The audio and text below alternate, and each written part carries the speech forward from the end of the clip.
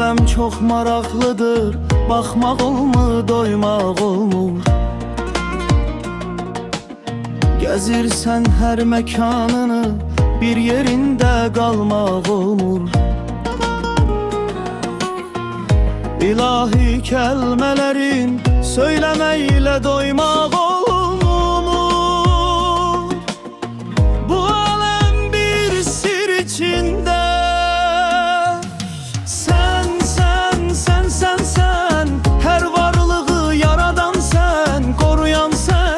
Saxlayan sən, Rəhman sən, həm rəhim sən. Sən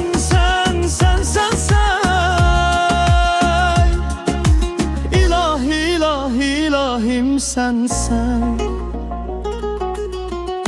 Günəşi də, ayı da, ulduzları da yaradansan.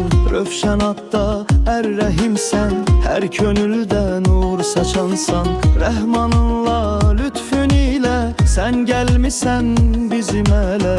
Həvrə hönül rövşən ilə bizə imdad eylə yenə.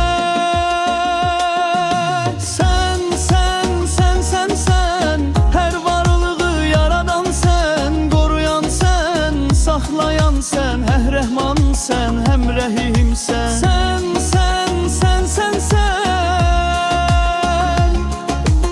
İlahi, ilahi, ilahim sənsən.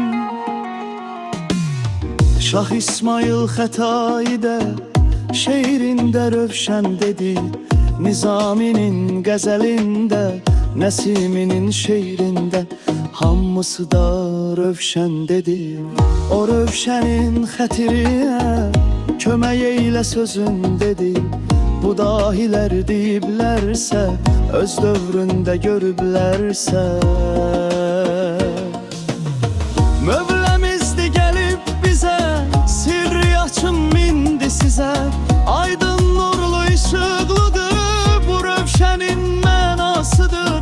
Beytüləmdə yaşayacaq, bir müddətlik bax qalacaq. İşıq saçıb alovlanıb, bax yanacaq, nur olacaq. Sən, hər varlığı yaradan sən, qoruyan sən, saxlayan sən, həm rəhman sən, həm rəhim sən. Sən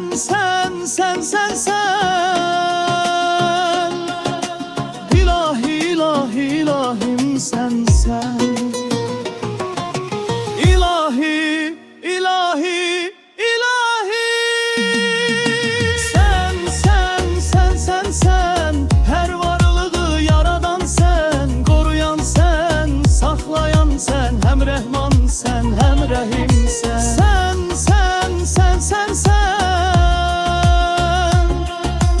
İlahi, ilahi, ilahim sənsən.